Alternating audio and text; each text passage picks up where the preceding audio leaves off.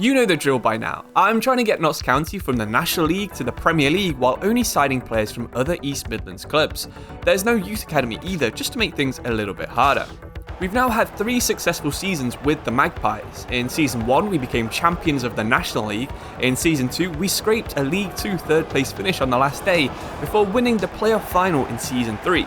We're now potentially just 12 months away from playing in the Premier League. Let's not get carried away though. We still have players who are rated in the low 60s in our starting 11, and only a couple of our squad are actually ready for playing in the second division. Because we were in the playoffs as well, we got even less time to prepare by finding new transfers for this year. We also spent so much of our budget last year that we go into the season in the Championship with a budget of just £500,000. As anyone who supports a Championship club will know, this is barely enough for a single player. After our long-term left-back retired Adam Chickson, it's by far our biggest weakness. We do have a few options here. We could go for someone like Leicester's Ryan Bertrand, but he's a bit old. Forest's Omar Richards is maybe a bit too expensive, and Harry Toffolo doesn't really even seem interested in joining the Magpies. This is definitely a season where short-term planning needs to come first. In the end, we decided that we'll probably just move Poole to left wing-back and hope Adebayo Rowling doesn't do too badly at right wing-back. Our only other decision was trying to renew Tyrese Forner, who thankfully accepted. Hopefully we do well enough in pre-season that we can raise some money and we can spend it in January. After a really poor pre-season when it comes to transfers and performances, it was already time to start the Championship season. Straight away, we began the season with 2 big losses. We already knew this was going to be a really tough season. Our goal for the year is probably just trying to finish 21st and not get relegated. With the amount of quality in the other teams, we had to focus everything on developing our younger players like Harbottle and Nelson, while also trying to find funds from somewhere to get some quality loanees next season to augment our squad. This meant the games against the fellow strugglers like Rotherham, Sunderland, Ipswich and Barnsley would be by far the biggest matches of our season. We'd also need to avoid losing too hard to teams like Brentford and Forest, just in case we needed good goal difference come the end of the season. We really had to think about how we approach these matches against the worst teams. Did we go attacking and just try and blow the other teams away, or did we rely on our pace to reliably score on counter-attacks? We decided to go with the first option. If we're going down playing attacking, positive, possession football and fighting for every single ball. There's a saying in football that success gives happiness. This must have been true because the first time in 3 seasons, we actually had complaints coming in from how we were managing the players. We had young players who were demanding more game time. We had older players saying that they could do better than the younger players who were already in the squad. It was a real tightrope to try and walk. This isn't really that unexpected though. During last year's rebuild, we managed to dispose of a lot of our injury-prone players by replacing them with more squad rotation options. Our hubris of signing a lot of players was coming back to bite us. Games kept coming and losses kept coming. We were just about hanging on to 21st place after 12 games, but the teams below us were starting to change their managers. Ipswich moved from Kieran McKenna to Gary Rowett just 2 days before our match with them. Of course, we ruined his big homecoming by smashing them 3-0. This is how things kept going. We'd lose to 3 bigger teams, and then we'd go and smash one of our relegation rivals straight after.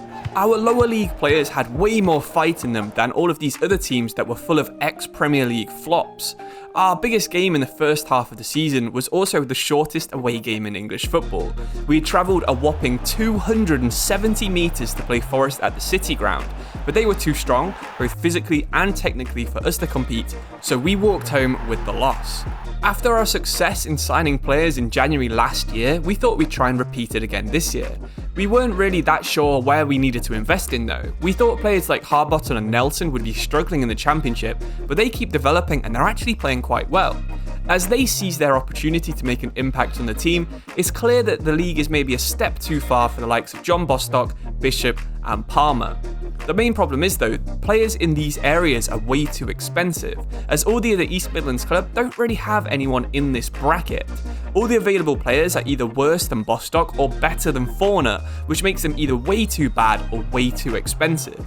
With not enough money to invest and no players that we were willing to sell this year, it was an unusually quiet January window. We agreed to sign a couple of free agents, but I'll let you know about them at the start of next season. Until they arrived in July, it was all about making the most of our current squad to try and keep our spot in this league. So let's have a run through of our last half of the season.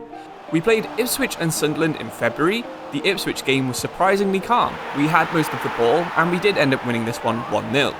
Sunderland was the exact opposite. It was a hectic end-to-end game with two counter-attacking teams and it ended 2-2. Towards the start of April, we would be making 2 trips to Yorkshire to play both Barnsley and Rotherham. Rotherham were firmly bottom of the league, by far our best chance of picking up 3 points in the remaining games. Thankfully, we did exactly that. Barnsley were another one of the 3 teams below us at this point, but they managed to prove a bit tougher, going on to beat us 2-1. With the rest of the season being a big struggle, we had lots of big games against better teams, and slowly we were running out of matches to make a difference. We had more points than Rotherham, Barnsley and Ipswich, but we needed to find at least one more win from these games in May. Somehow, we also still had a Nottingham derby to contest in our final 5 games. This time, Forest would be the ones travelling 270 metres to play at Meadow Lane, and they had promotion on the line. It was a tough game as we expected. A win here would lift us out of the relegation zone, which would be a massive morale boost. We came close a couple of times, but finally, we managed to take the lead. Could we hold on? As it turns out, no, Forest would go on to equalise, but it was still a big boost to know we had it in us to compete with teams at the top of the championship. The point was good, but it didn't really matter, because we were focusing on the Birmingham game, knowing they were probably going to be our best chance of points in the last few matches. The table looked like this, with us marginally outside of the relegation zone at this point. Realistically though, 3 points here would probably make us safe.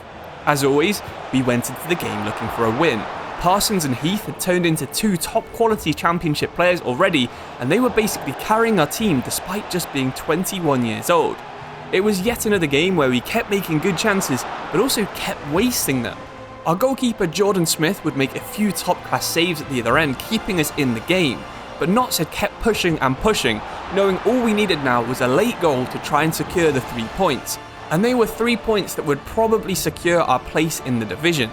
Finally, the ball would drop kindly in the box. Their keeper had absolutely no chance and we were 1-0 up. For the first time this season though, we went into defence mode. We couldn't let this win slip. We went for a deep defensive line, we went 5 at the back and we went 2 defensive midfielders. Any gaps in our defence were instantly pressed by our attackers and the clock kept ticking down. Finally though, the referee blew their whistle. We'd secured a huge 3 points, and looking at the table, we now had a lead of 5 points over 22nd place Ipswich Town with only 2 games left. We were feeling pretty secure in our position. We'd go on to lose our last 2 games of the season, but Ipswich would only pick up 3 points from their games. We were safe, and we had a big payday coming as the whistle blew on our final game. I think we can comfortably consider this season a success. While we didn't win any trophies, this pause in our progression to the top is something we really needed. Even bigger news, as we rebuild Meadow Lane to be over 30,000 seater capacity next year, we'll be sharing with Forest across the river. Sure, renting the ground might use a little bit of our transfer budget, but the high capacity means we'll be earning more per match and it will almost pay for itself.